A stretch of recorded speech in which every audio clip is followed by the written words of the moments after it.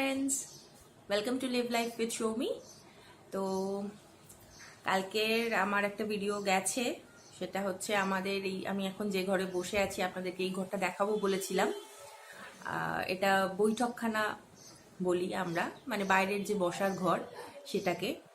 তো সেটার উপরে মানে সেটা ঘুরিয়ে আমি দেখিয়েছি আপনাদেরকে। তো আপনারা যদি এখনো না দেখে থাকেন তো চট করে গিয়ে দেখে নিন ভিডিওটা, আশা করছি ভালো লাগবে। আর এখন সকাল সকাল আজকের উঠে তো সেম চান করে নিয়েছি, আমি রেডি হয়ে গেছি একটু।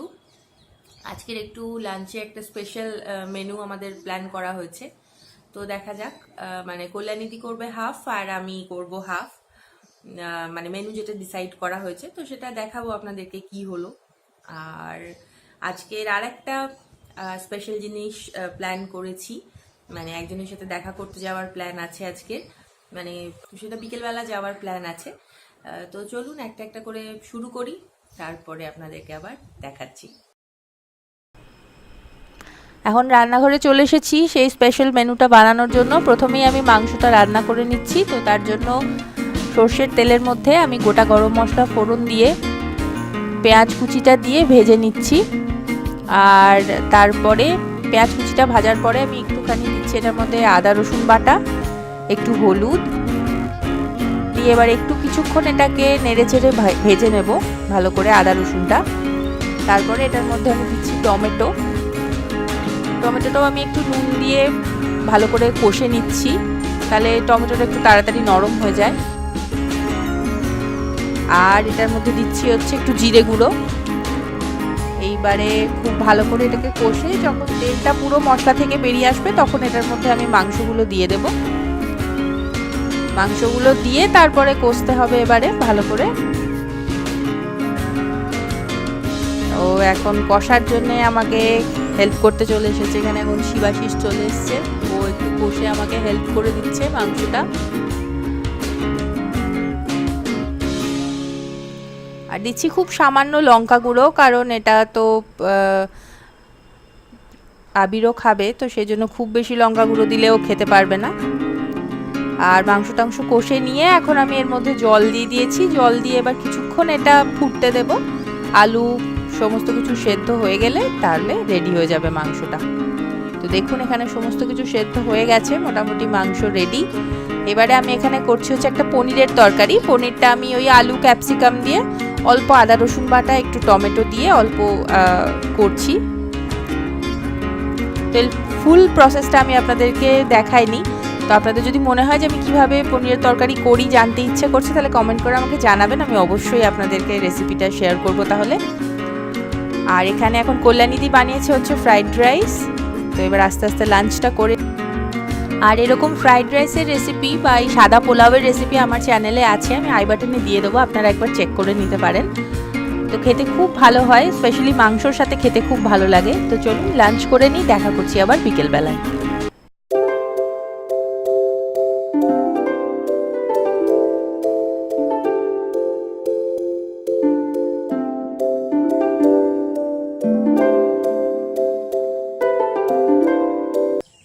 হ্যালো, তো আজকে এখন এসেছি একটু শান্তিনিকেতনে বেড়াতে। তার একটা বিশেষ কারণ আছে। এখানে মানে আমার খুব নিজের খুব কাছের একজন থাকে, তো তার সাথে দেখা করতে এসেছি। তো নিশ্চয়ই দেখাবো।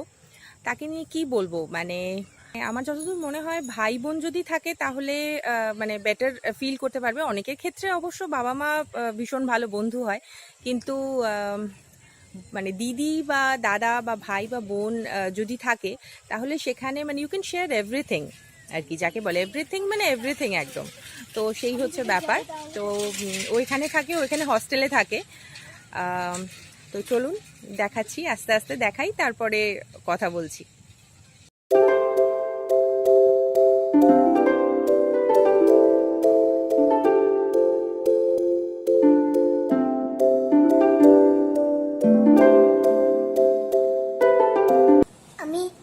মাসিমণির সাথে দেখা করতেছি। কার সাথে? মাসিমণির সাথে। ও আচ্ছা। তো এখন ও চলে এসেছে, আর আমরা দুজনে এখন এসেছি একটু একটা এখানে সামনেই একটা রেস্টুরেন্ট আছে, মানে একটা ক্যাফে টাইপের, তো সেখানে একটু খেতে এসেছি। ক্যাফেটার নাম হচ্ছে কাশাহারা ক্যাফে। তো আপনারা হয়তো অনেকেই শুনেছেন, ইভেন যারা বিশ্বভারতীতে থাকেন তারা তো শান্তিনিকেতনে বা বোলপুরের আশেপাশে থাকেন, তারা সবাই জানবেন। মানে it's a very famous cafe, specially বিশ্বভারতীতে ভীষণ ফেমাস। তো সেখানে এসেছি, দেখি কি পাওয়া যায়।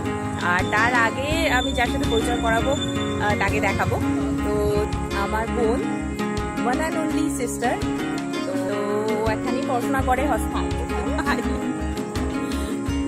তো ঠিক আছে, চলুন আগে ভেতরে যাই। ভীষণ ভিড় হয়েছে বলছে, তো দেখি জায়গা টায়গা পাই কিনা, কি খাচ্ছি টাচ্ছি দেখি, তারপরে আবার কথা হবে।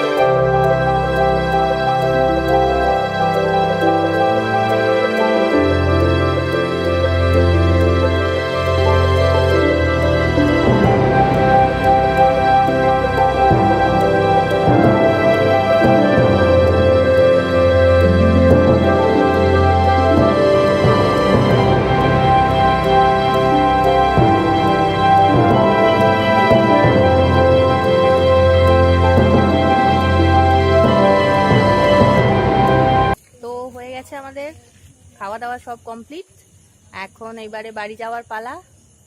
তো আমি তো তারপরে এরপরে কালকের দিনটা আছি, তারপরে আবার কলকাতা, ব্যাক টু কলকাতা। আর ব্যাস, ও এখানেই এবারে ওকে ছেড়ে দেবো, এখানে ও চলে যাবে হস্টেলে। তো এই তাড়া করে দাও, ঠিক আছে? আমি সময় মরে গেল।